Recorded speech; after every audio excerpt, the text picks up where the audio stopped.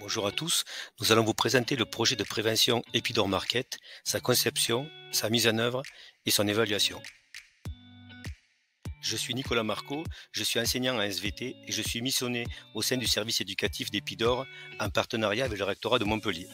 Tout d'abord, je précise que Epidor est un service de l'Institut du cancer de Montpellier qui est dédié à la prévention des cancers et à l'éducation pour la santé des jeunes. Bonjour à tous, je suis Florian Lecêtre, doctorant en psychologie au laboratoire Epsilon de l'université Paul Valéry Montpellier 3. Je travaille sur la mise en place et l'évaluation de cette action de prévention.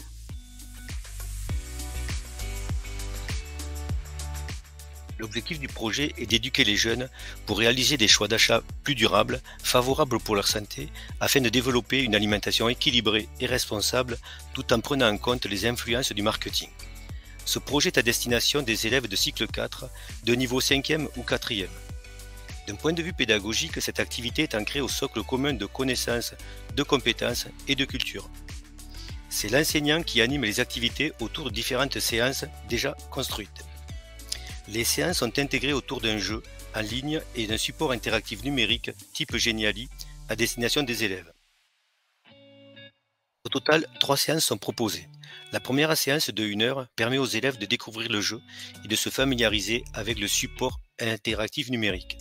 Lors de la deuxième séance de 2 heures, les élèves réalisent des choix d'achat pour une alimentation équilibrée ou responsable selon les groupes. En amont, le support interactif permet aux élèves d'acquérir des compétences telles que la lecture des Nutri-Score ou l'identification d'un label bio. À l'issue de cette séance, les élèves échangent chez eux avec leurs parents à partir des produits présents dans leur placard ou réfrigérateur. La séance 3 de 1 heure permet une discussion à partir des échanges parents-enfants et les élèves doivent ensuite réaliser des achats pour une alimentation durable. Pour chaque séance, une trace écrite est complétée dans un carnet d'élèves lors de la synthèse réalisée par l'enseignant ou les élèves. Une évaluation sommative permet de vérifier l'acquisition des compétences en fin d'activité.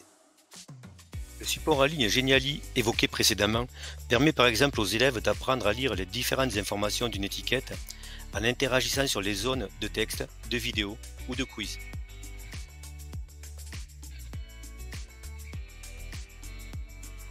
Le jeu représente un supermarché virtuel dans lequel les élèves choisissent des produits selon des consignes spécifiques. En sélectionnant un produit, les élèves trouvent des informations à partir des étiquettes. À la fin des courses, un ticket de caisse est généré.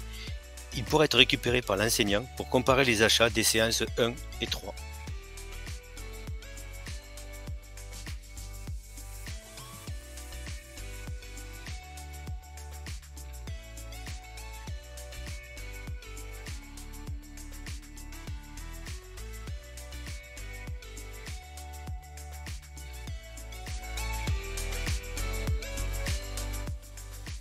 Le projet a été construit sur la base d'une revue de la littérature scientifique en sélectionnant les facteurs qui influencent les motivations de choix alimentaires des adolescents. Cette revue nous a permis de construire ce modèle théorique dans lequel on retrouve les caractéristiques personnelles des enfants comme leur âge ou leur sexe.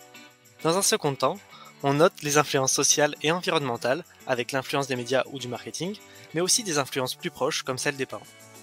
Pour finir, on trouve des variables plus théoriques au niveau des croyances et des perceptions des enfants, comme l'auto-efficacité, qui est la croyance personnelle en sa capacité de réaliser le comportement voulu. L'objectif de la recherche va être de mettre en place et évaluer l'efficacité de cette action de prévention sur les élèves. Pour cela, nous allons faire différentes mesures à l'aide de questionnaires.